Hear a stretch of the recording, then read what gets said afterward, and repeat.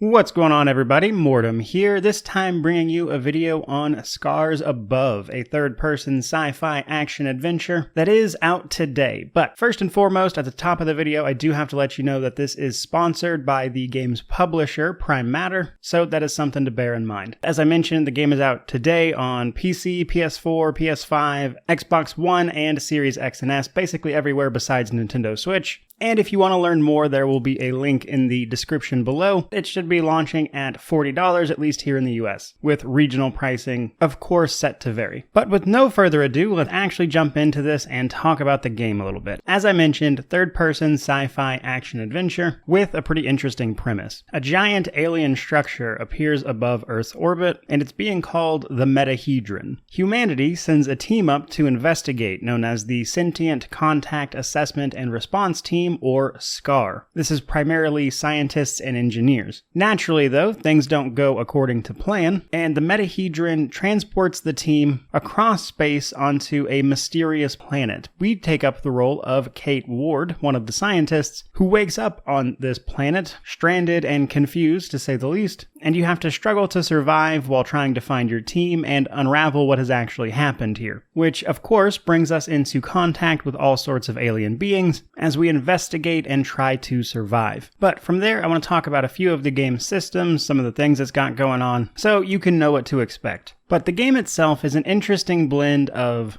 environmental as well as sort of combat puzzles. You see, much of the weaponry you get is capable of interacting with the environment in some way. You get a gun that can set things on fire or freeze things or electrocute them, and the environment plays into this. Enemies in water will take extra damage from the lightning weapon. You can also freeze the water to walk across it, and in some places this is necessary as the water is dangerous. And when it's raining out and you shoot enemies with the cryogenic weapon, you can freeze them more quickly, which opens them up to shots at their weak points. And a lot of the exploration as well as the combat focuses on managing some of these environmental effects and the elements therein. But in order to use a lot of that stuff, you first have to understand the progression systems. First and foremost, Kate is a scientist, so we level up by learning more about the environment in which we are in. So as we kill enemies or a type of enemy for the first time, you can study them and learn more about them. You can find pieces of alien technology and learn more. And this acts as your experience, which will then level you up.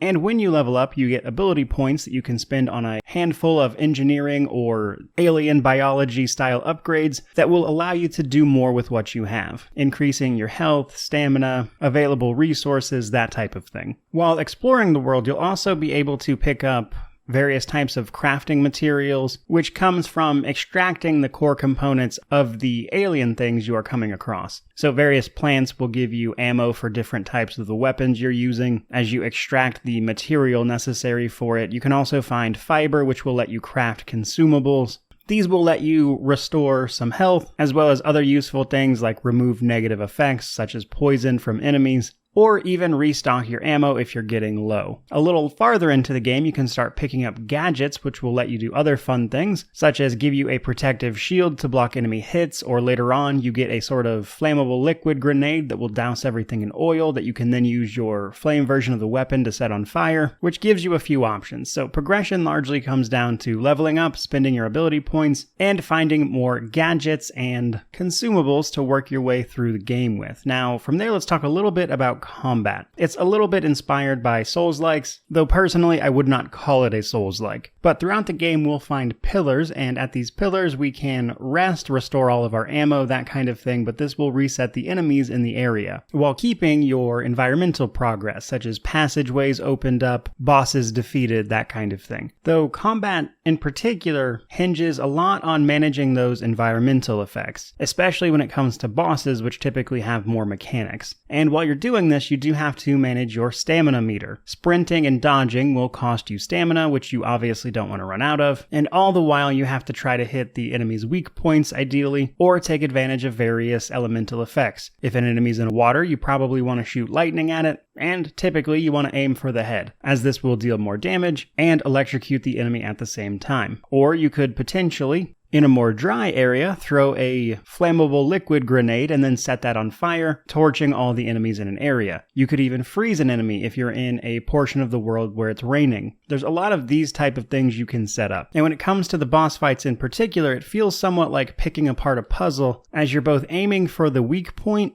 but also balancing environmental interactions, such as freezing water to make it safe to walk on while you're shooting at the boss itself. But the boss's attacks might destroy your frozen water, giving you less room to move, and you have to balance all those things. And once I got the hang of it, I felt like it was pretty rewarding. But then we have the world itself. Naturally, this is an alien environment, but it's an alien environment that is not exactly doing well. Much of the land seems to be ailing from something that is causing all of these sort of fleshy monsters to rise up and attack you. And much of the information and background from various audio logs and environmental storytelling that you're going to find will give you more and more information on what happened here and why this planet is in such dire straits, despite being an apparently livable environment for human beings, as well as other various life forms. And to top it off, we'll run into alien structures along the way, which is of course the thing that brought us here to begin with, so unsurprisingly, there does seem to be remnants of an alien civilization, all of which gives us an interesting mystery to explore, alongside some solid combat to engage with, which I think is